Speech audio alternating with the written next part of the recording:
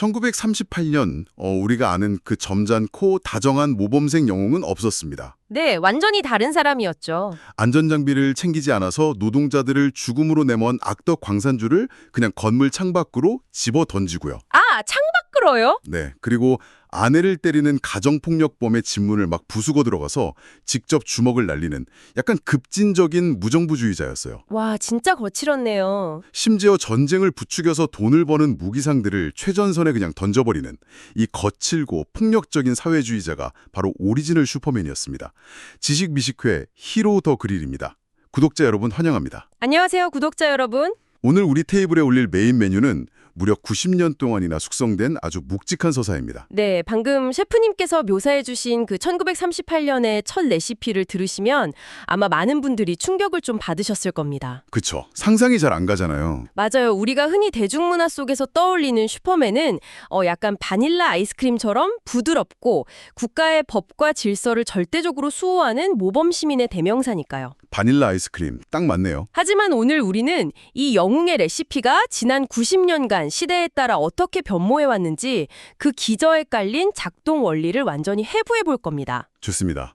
미식가님, 저는 오늘 메뉴를 철저하게 국가라는 거대한 주방 그리고 개인이라는 식재료의 관계로 한번 접근해 보려고 하거든요. 오, 흥미로운 접근이네요. 앞서 말씀드린 1938년의 슈퍼맨은 셰프인 제 입장에서 보자면 그야말로 길거리 분식의 철학을 완벽하게 대변하고 있단 말이에요. 분식의 철학이요? 네, 막 거칠고 정제되지 않았지만 당장 배가 고프고 억압받는 사람들에게 즉각적인 포만감이랑 카타르시스를 주는 아주 원초적인 매운맛이었죠.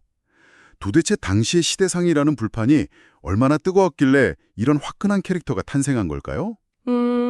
이 매운맛의 기원을 이해하시려면 1930년대 대공황 시기의 미국, 그중에서도 가장 밑바닥에 있던 계층의 삶을 좀 들여다봐야 합니다. 아, 대공황식이요? 네, 슈퍼맨을 처음 창조한 제리 시걸과 조 슈스터라는 분들이 오하이오주 클리블랜드에 거주하던 동유럽계 유대인 이민자 2세들이었거든요. 아, 이민자 출신이셨군요. 맞습니다. 당시 이민자들은 주류 사회의 번듯한 직장이라는 시스템 안에 아예 들어갈 수가 없었고 살인적인 노동 환경이나 빈곤 속에서 생존 자체를 위협받았습니다. 진짜 막막했겠네요. 그쵸. 법과 공권력은 기득권만 보호할 뿐이지 가난한 이민자들을 전혀 지켜주지 않았거든요. 이들이 겪었던 지독한 사회적 불평등 그리고 그 시스템에 대한 분노가 곧장 슈퍼맨의 근육과 주먹으로 형상화가 된 겁니다. 아, 결국 법이 아예 기능하지 않는 사회니까 법이라는 냄비 자체를 그냥 다 엎어버리는 초월적인 폭력이 필요했던 거군요. 정확합니다. 제가 이 시대의 요리 재료들을 보면서 진짜 소름이 돋았던 부분이 하나 있어요. 슈퍼맨의 역사적인 첫 번째 임무 말이에요. 아, 그 데뷔전 말씀이시죠? 네, 보통 우주에서 날아온 운석을 막거나 지구를 구했다고 생각하잖아요. 근데 아니더라고요. 그럼 누구를 구했나요? 억울하게 살인 누명을 쓰고 전기의자에 앉게 된 사형수 여성을 주지사의 집무실을 부수고 들어가서 구출해내는 게 그의 첫 데뷔전이었습니다. 그 지점이 바로 초기 슈퍼맨의 본질을 완벽하게 관통합니다. 그리고 우리는 여기서 만화 쪽 판타지가 아니라 당시 현실에서 실제로 벌어지고 있던 아주 참혹한 비극 하나를 마주하게 되거든요. 참혹한 비극이요? 어떤 사건인가요? 바로 1936년부터 1939년까지 이어졌던 조엘 이디 사건입니다. 조 에리디요? 네. 만약 당시 현실에 슈퍼맨이 존재했다면 가장 먼저 구했어야 할 국가 공권력이 무고한 개인을 얼마나 무참히 짓밟는지를 보여주는 씁쓸한 현실의 단면이죠. 아, 제가 그 조에리디 사건의 디테일을 좀 살펴봤는데요. 시스템의 폭력성이 얼마나 기계적인지 알 수 있더라고요. 맞아요. 정말 잔인하죠. 조에리디는 IQ 46의 중증 지적 장애인이었습니다. 당시 콜로라도에서 끔찍한 아동살해 사건이 벌어졌는데 분노한 여론을 잠재우려고 경찰이 범인을 빨리 만들어내야 한다는 압박감에 막 시달렸던 거예요. 실적을 채워야 했던 거군요. 네, 그때 그냥 거리를 배회하던 조에리디가 표적이 된 겁니다. 경찰은 자신이 무슨 말을 하는지 자백이 뭔지도 모르는 그를 가둬두고 엄청 강압적으로 허위 자백을 받아냈어요. 심지어 사건의 진실은 이미 다 나와 있는 상태였습니다. 진범이 따로 있었나요? 네. 실제 범인으로 추정되는 다른 인물이 이미 체포되어 있었고 생존한 피해자의 자매조차 법정에서 조에리디는 범인이 아니다. 이렇게 명확히 증언을 했거든요. 와, 세상에. 그런데도요? 심지어 정신과 의사들 역시 그의 지적 능력을 고려할 때 경찰이 작성한 자백조서는 불가능하다고 지적까지 했습니다. 하지만 법원과 경찰이라는 이 거대한 시스템은 애초에 진실을 원한 게 아니었어요. 분노한 대중에게 던져줄 약간 희생양이라는 식재료가 필요했던 거군요. 는 그 억지 허위 자백만을 절대적 증거로 채택해서 그에게 결국 사형을 선고하죠. 진짜 너무 뼈아픈 건 그가 가스실로 향하던 1939년의 마지막 순간이에요. 그는 사형이라는 개념 자체를 아예 이해하지 못했거든요.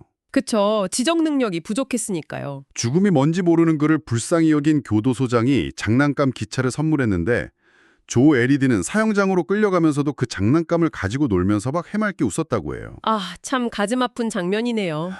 죽음에 대해 묻는 사람들에게 아니 조는 안 죽어, 조는 기차랑 놀 거야 이렇게 대답했단 말이에요. 네, 맞습니다. 조에리디 사건은 법과 제도가 철저히 기득권의 편의를 위해 작동할 때 가장 연약한 개인이 어떻게 소외되고 파괴되는지를 보여주는 완벽한 예시죠. 진짜 먹먹해지네요. 셰프님께서 아까 말씀하신 그 1938년의 매운맛 길거리 분식으로서의 슈퍼맨은 바로 이 조에리디들. 그러니까 현실에서는 아무도 구해주지 못해서 시스템에 짓눌려 죽어간 무고한 약자들을 위해 작가들이 만들어낸 분노의 카타르시스였습니다. 아, 대중의 분노를 대신 터뜨려준 거군요. 네, 현실에선 무능하고 부패한 시스템이 약자를 죽음으로 내몰았지만 만화 속에서만큼은 그 폭력적인 시스템을 물리적으로 완전히 박살내버릴 초월적 존재가 대중들에겐 너무나도 간절했던 거죠. 그런데 미식가님, 이 대목에서 제가 구조적인 질문을 하나 던지지 않을 수가 없습니다. 네, 말씀하시죠. 1938년에 이 엄청 급진적인 영웅이 도대체 어쩌다가 우리가 아는 그 규격화되고 밍밍한 심지어 국가의 말을 아주 잘 듣는 보수적인 영웅으로 변모하게 된 겁니까? 아, 그게 참 극적인 변화죠. 무정부주의자였던 캐릭터가 갑자기 경찰과 협력하는 모범 시민이 된다는 건 아무리 봐도 자연스러운 서사의 흐름이라기보단 외부의 강력한 압력이 개입된 것처럼 보이거든요. 아주 예리한 통찰이십니다. 1950년대를 거치면서 미국 사회라는 주방의 룰이 완전히 바뀌어버리거든요. 크게 두 가지 강력한 통제 메커니즘이 작동했습니다. 두 가지나요? 첫 번째는 뭔가요? 첫 번째는 슈퍼맨이라는 캐릭터가 엄청난 상업적 프랜차이즈가 되면서 발생한 이른바 이미지 세탁입니다. 아, 상품성을 위한 거세였군요. 맞아요. 아이들의 도시락통, 잠옷, 시리얼 산자의 슈퍼맨을 팔아야 하는 출판사 입장에서는요. 자본가를 창밖으로 던지고 막 경찰과 싸우는 캐릭터는 광고주들이 가장 꺼리는 아주 불온한 존재였던 거죠. 그쵸. 대중성을 위해서는 날카로운 모서리를 좀 깎아내고 둥글둥글하게 간을 맞추는 자본의 논리가 개입할 수밖에 없었겠네요. 네, 하지만 셰프님 말씀대로 그것만으로는 그토록 체제 수능적으로 변한 이유가 완벽히 설명되진 않습니다. 그럼 두 번째 메커니즘이 결정적이겠네요. 그건 뭔가요? 바로 1950년대 미국의 시대적 억압과 메카시즘, 그리고 만화 검열 규정, 즉 CCA의 등장이죠. 아, 검열이요? 2차 세계대전이 끝나고 냉전이 시작되면서 미국 사회는 막 내부의 적을 찾기 시작했습니다. 이때 심리학자 프레드릭 워뎀의 무고한 자들의 유혹 같은 책이 베스트셀러가 되거든요. 무슨 내용이었나요? 만화가 청소년 비행과 폭력성의 근본적인 원인이다. 이런 주장을 폈죠. 그러면서 본격적인 마녀 사냥이 시작됩니다. 만화책 탓을 한 거네요. 네, 심지어 1954년에는 무려 미국 상원에서 만화의 유해성에 대한 청문회까지 열려요. 출판업계는 정부에 의해서 아예 산업 자체가 폐쇄될지도 모른다는 엄청난 공포에 휩싸이게 되죠. 아, 그러니까 업계가 살아남으려고 자율 규제라는 이름으로 스스로의 손발을 꽉 묶어버린 거군요. 맞습니다. 그들이 스스로 만든 CCA 규정집의 메커니즘을 보면 진짜 노골적입니다. 어떤 식이었는데요? 경찰, 판사, 정부 관료 및 존경받는 기관을 대중이 불신하게 만드는 방식으로 묘사해서는 안 된다. 그리고 선은 반드시 악을 이겨야 하며 권위에 복종하는 태도를 보여야 한다. 딱 이런 식이었어요. 와, 이 몇 줄의 조항이 초기 슈퍼맨의 정체성을 완전히 말살해버렸네요. 네, 부패한 시스템에 맞서던 노동자 계급의 영웅은 이제 법과 질서를 맹목적으로 수호하고 막 경찰을 도우며 미국 정부의 이익을 대변하는 정말 밍밍하고 안전한 파인다이닝 코스 요리처럼 제도권 안으로 완벽하게 편입돼 버린 겁니다. 원래 권력을 감시해야 할 미디어나 문화가 검열을 통해 거꾸로 국가 시스템의 선전도구가 되어버리는 과정이네요. 정확합니다. 하지만 미식가님, 이 밍밍한 모범생 시절도 영원하진 않았잖아요. 1980년대와 2000년대 초반에 프랭크 밀러라는 작가가 구축한 다크나이트 리턴즈 세계관으로 넘어가면요. 이건 밍밍한 정도가 아니라 아예 혀끝이 막 아릴 정도로 씁쓸하고 절망적인 맛으로 변하거든요. 네, 그 시기는 정말 다크하죠. 1980년대 냉전의 절정과 레이거노미치로 대변되는 신자유주의 흐름 속에서 프랭크 밀러는 국가와 자본이 개인을 통제하는 방식을 아주 예리하게 포착해냈습니다. 어떤 식으로 묘사했나요? 이 세계관에서 슈퍼맨은 자발적인 모범 시민이 절대 아닙니다. 철저하게 독재 체제의 국두각시이자 거대한 국가 폭력에 삶을 인질 잡힌 비극적 개인으로 전락하죠. 삶을 인질 잡혔다. 와, 이게 만화 속 설정이긴 한데 현실의 우리 삶이랑 너무 맞닿아 있어서 진짜 소름이 돋습니다. 그쵸? 실질적인 세계의 지배자인 렉스 루터와 브레이니악이 크립톤 행성의 생존자들이 모여있는 병 속의 도시 칸도르를 볼모로 꽉 잡고 있거든요. 아, 칸도르에는 슈퍼맨의 동족들이 살아있으니까요. 네. 브레이니악은 심지어 슈퍼맨에게 대중들이 보는 앞에서 자신에게 아주 무기력하게 두들겨 맞고 굴욕적으로 패배하는 쇼를 하라고 막 강요합니다. 대중이 히어로에게 가진 그 일말의 희망마저 완전히 꺾어버리기 위해서요. 와, 너무 잔인하네요. 천하무적의 힘을 가진 초인조차 자기가 사랑하고 지켜야 할 존재가 볼모로 잡히면 결국 권력의 개가 될 수밖에 없다는 진짜 끔찍한 통찰이네요. 네, 프랭크 밀러는 권력이 개인을 굴복시키는 가장 효율적인 메커니즘을 꿰뚫어 본 겁니다. 총칼로 직접 위협하는 것보다 개인이 가장 소중하게 여기는 것을 인질로 삼는 게 시스템을 유지하는 가장 확실한 방법이라는 걸 말이죠. 미식가님, 이건 그냥 직장 생활을 하는 현대인들의 자화상이랑 너무 똑같잖아요. 그렇죠. 평범한 직장인이 회사에서 상사의 명백한 부당한 짓이나 막 조직의 부패를 목격해도 고발하지 못하는 이유가 뭔가요? 내 목에 진짜 칼이 들어서가 아니라 집에 있는 나의 가족들, 내 아이들, 그러니까 나만의 칸도르가 눈에 밟혀서 속으로 피눈물을 삼키면서 타협하는 거잖아요. 아주 정확한 비유십니다. 억눌린 자들을 구하던 1938년의 혁명가가 결국 밥줄이랑 가족이라는 시스템의 족쇄에 묶여서 부당한 지시를 묵묵히 수행하는 현대의 셀러리맨이 되어버린 거군요. 바로 그 지점이 프랭크 밀러의 서사가 주는 가장 무거운 철학적 무게입니다. 제도는 폭력을 겉으로 막 드러내지 않아요. 다만 우리의 생존권, 노동권, 가족의 안위라는 목줄을 주고 조용히 수능을 강요할 뿐이죠. 막 답답해집니다. 영웅조차 자본과 국가의 볼모로 잡힌 이 씁쓸한 현실에서 우리는 영영 타협하면서만 살아야 하는 건가요? 너무 절망하시긴 이릅니다. 다행히도 2024년 주방에서 아주 흥미로운 메뉴 하나가 새로 서빙되었더라고요. 바로 앱솔루트 슈퍼맨입니다. 아, 드디어 그 메뉴가 나왔군요. 네, 저는 이 서사의 밑간을 맛보면서 1938년에 그 거칠고 원초적이었던 길거리 분식의 맛, 무언가를 밑바닥부터 싹 뒤엎어버리는 잃을 것 없는 자의 분노가 진짜 화려하게 부활했다고 느꼈습니다. 네, 셰프님이 원하시던 그 근원적인 하층민의 철학으로 완벽하게 회귀한 작품이죠. 2024년의 시대상을 듬뿍 반영한 이 앱솔루트 슈퍼맨은 설정부터가 아주 혁명적입니다. 완전히 다 뒤집었더라고요. 그동안 굳건히 유지되어 온 슈퍼맨의 정체성을 시스템의 밑바닥에서부터 재조립하거든요. 가장 대표적인 게 바로 그 가슴에 달린 S마크의 의미입니다. 맞아요. 본래 그 S는 크립톤 행성의 가장 고귀한 L 가문을 상징하는 귀족의 문장이었잖아요. 원래는 그랬죠. 하지만 이번 세계관에서 그 마크는 완전히 다른 기호를 가집니다. 크립톤의 엄격한 카스트 제도 속에서 평생 흙을 파고 기계를 돌려야 하는 최하위 계급, 그러니까 노동 길드에게 강제로 꽝 찍히는 낙인이자 표식이더라고요. 설정의 변주가 아주 탁월하죠. 게다가 그가 지구에 떨어지는 장소 역시 옛날처럼 켄트 부부의 사랑이 넘치는 그 따뜻한 옥수수밭이 아닙니다. 아, 그럼 어디로 떨어지나요? 라자루스 코퍼레이션이라는 초거대 기업과 그들의 사설 군대인 피스메이커가 아주 억압적으로 지배하는 온갖 매연과 착취가 난무하는 삭막한 산업도시에 떨어집니다. 와, 완전 지옥 불판이네요. 이 도시의 작동 메커니즘은 21세기 거대 자본주의의 폭력성을 극단적으로 보여주거든요. 라자루스 기업은 기상 조작 기술을 이용해가지고 의도적으로 가뭄을 일으킵니다. 비를 안 내리게 하는 거군요. 네, 비를 내리지 않게 만들어서 농민들이 빚더미에 앉게 하고 결국 그 땅을 헐값에 강제로 다 빼앗아 버리는 시기죠. 와, 진짜 합법을 가장한 시스템적 약탈이네요. 여기서 슈퍼맨은 막 하늘을 날아다니며 찬사를 받는 신적인 존재가 절대 아닙니다.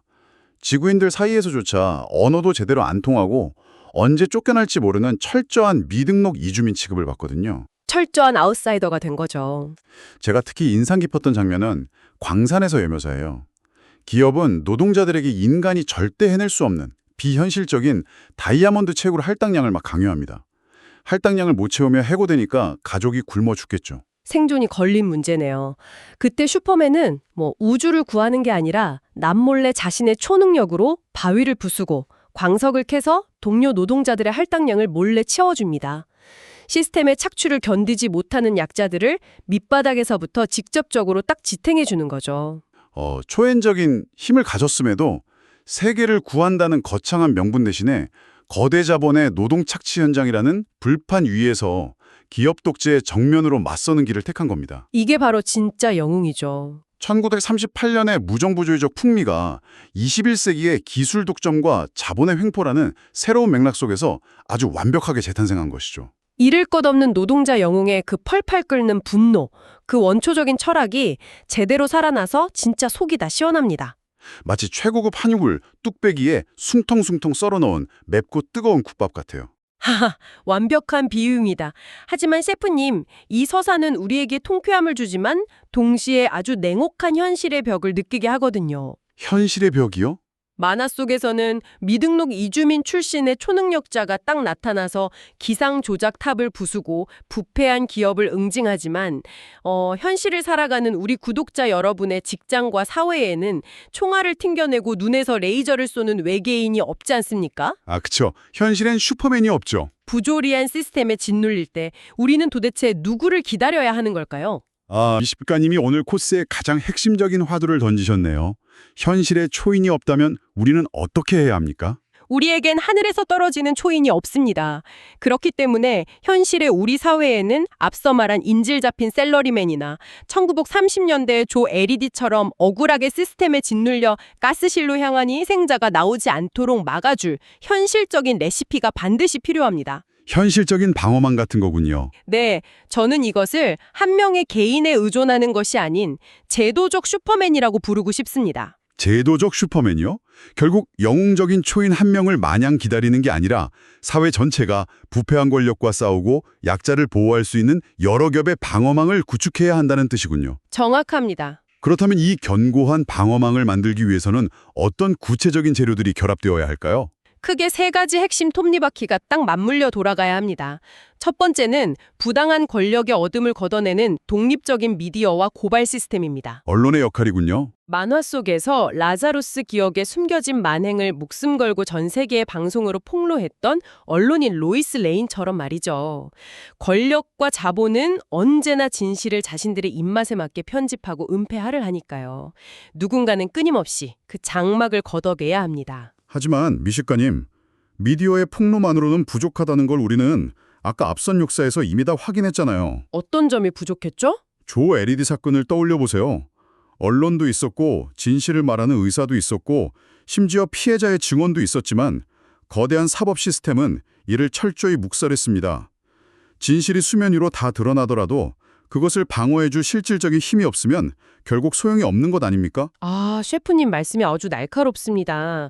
그래서 폭로를 실질적인 구제로 연결하기 위해 필요한 두 번째 톱니바퀴가 바로 법적 연대와 인권 보호단체입니다. 법적 연대요? 네, 조 LED 사건의 후일담을 보면 이 연대의 힘을 확실히 알 수 있습니다. 당시 게일 아일랜드라는 변호사가 조 LED의 억울함을 풀기 위해 무보수로 대법원까지 가면서 끝까지 사법부와 싸웠거든요. 아, 도와준 분이 있었군요. 비록 그 당시에는 거대한 시스템의 폭주를 막지 못해서 형 집행을 지켜봐야 했지만 싸움은 결코 거기서 끝나지 않았습니다. 그 후로도 조 LED의 친구들이라는 단체가 수십 년 동안 끊임없이 진실을 알리고 법을 두드렸거든요. 포기하지 않았네요. 그리고 마침내 무려 72년이 지난 2011년에 콜로라도 주지사로부터 그는 무죄이며 사법제도의 치명적인 실패였다는 공식 인정과 함께 무조건적 사면을 이끌어냈습니다. 와, 72년 만에요. 대단합니다. 한 명의 힘으로는 절대 꺾을 수 없는 굿다 공권력의 횡포를 끊임없이 이어지는 시민들의 끈질긴 법적 연대가 결국 이겨낸 겁니다. 이것이 바로 현실에 존재하는 슈퍼맨의 메커니즘이죠. 72년의 세월을 뛰어넘어서 결국 진실을 바로잡은 그 끈질긴 연대야말로 진짜 어떤 초능력보다 위대하네요. 감시하는 미디어, 그리고 행동하는 법적 연대. 그렇다면 마지막 세 번째 톱니바퀴는 무엇인가요? 가장 근본적이고 일상적인 방어망입니다. 바로 개인이 권력에 부당하게 인질 잡히지 않도록 든든하게 보호해주는 노동권과 사회적 안전망입니다. 아, 나의 칸도르를 지켜주는 거군요. 맞습니다. 프랭크 밀러의 세계관에서 슈퍼맨이 독재자에게 굴복했던 진짜 이유는 칸도르라는 자신의 가족과 동족이 볼모로 잡혀 생존을 위협받았기 때문이잖아요. 그렇죠. 밥줄이 끊길까 봐 두려웠던 거니까요. 현실의 우리가 직장이나 사회의 부조리에 당당하게 아니오라고 저항하려면 내가 목소리를 냈다는 이유만으로 내일 당장 내 가족의 밥줄이 탁 끊기고 길거리로 나앉게 될 거라는 공포가 없어야 합니다. 나의 생계와 일상을 지켜주는 튼튼한 복지와 노동제도가 뒷받침될 때 비로소 개인은 거대한 권력 앞에서도 타협하지 않고 주체적으로 맞설 수 있는 힘을 딱 가지게 되는 거죠. 아, 미식가님의 분석을 쭉 듣고 나니까 오늘 저희가 나눈 이야기의 퍼즐이 완벽하게 맞춰집니다. 완벽하고 안전한 요리는 천재적인 셰프 단 한 명의 화려한 개인기로 뚝딱 완성되는 게 아니네요. 절대 그럴 수 없죠. 주방의 모든 스태프가 각자의 자리에서 부패한 식재료를 딱 걸러내고 서로의 실수를 보완해주는 그 시스템 자체가 아주 훌륭한 레스토랑을 만드는 것처럼요. 언론이 감시하고 연대가 방어하며 안전망이 생존을 보장하는 사회. 남녀노소 누구나 거대한 권력과 자본의 삶을 볼모잡히지 않고 주체적으로 살아갈 수 있는 견고한 사회 시스템이야말로 우리가 이 현실에서 궁극적으로 맛봐야 할 진정한 영웅 그 자체라고 정리할 수 있겠습니다. 네, 아주 완벽한 종합입니다. 영웅은 결코 하늘에서 붉은 망토를 두르고 짠 하고 내려오지 않습니다. 그것은 우리가 끈질기게 연대하여 구축하는 그 견고한 사회적 구조 안에만 존재할 수 있습니다. 구독자 여러분, 오늘 우리는 장장 90년에 걸친 슈퍼맨 레시피의 궤적을 함께 쭉 해부해 보았습니다. 억압받는 노동자를 위해 기득권의 멱살을 잡던 거칠고 매운맛 혁명가에서 메카시즘과 자본의 논리에 거세되어서 체제에 순응하게 된 아주 밍밍한 국가의 도구로, 참 많은 변화가 있었죠? 그리고 사랑하는 이들을 인질로 잡혀서 부당한 명령에 억지로 복종해야 했던 비극적 현대인의 초상을 거쳐 마침내 2024년 잃을 것 없는 노동계급의 영웅으로 화려하게 돌아오기까지. 정말 다이나믹한 역사입니다. 어쩌면 이 이야기는 크립톤 행성에서 온 외계인의 서사가 아니라 거대한 국가와 자본이라는 시스템 속에서 매일매일 타협하고 짓눌리고 또 연대하며 저항해 나가는 우리 자신의 치열한 자화상이었는지도 모르겠습니다. 셰프님 말씀대로입니다. 오늘 테이블을 떠나기 전 구독자 여러분께 아주 부드럽지만 묵직한 질문 하나를 탁 던지며 여운을 남기고 싶습니다. 어떤 질문이죠? 만약 오늘 당장 거대한 시스템이나 조직이 여러분에게 침묵이나 부당한 타협을 딱 요구한다면 여러분의 발목을 잡고 억지로 순응하게 만드는 여러분만의 칸도르는 무엇입니까? 아, 정말 묵직하네요. 그리고 반대로 여러분이 거대한 벽 앞에서 한없이 고립되었다고 막 느낄 때 따뜻하게 손을 내밀어 함께 싸워줄 제도적 슈퍼맨은 지금 여러분이 발 딛고 선 그곳에 존재하고 있습니까? 오늘 저희가 올린 메뉴의 묵직한 잔향을 일상 속에서 천천히 음미하시면서 한 번쯤 각자의 삶과 사회 속에서 그 답을 찾아보시길 권합니다. 네, 영웅을 마냥 기다리는 대신에 우리 스스로가 영웅적인 시스템을 만들어가는 그런 하루가 되길 바라며 오늘도 깊고 진한 지식 아주 맛있게 잘 나누었습니다. 네, 정말 알찬 시간이었습니다. 지식미식회 히로 더 그릴. 오늘도 잘 먹었습니다.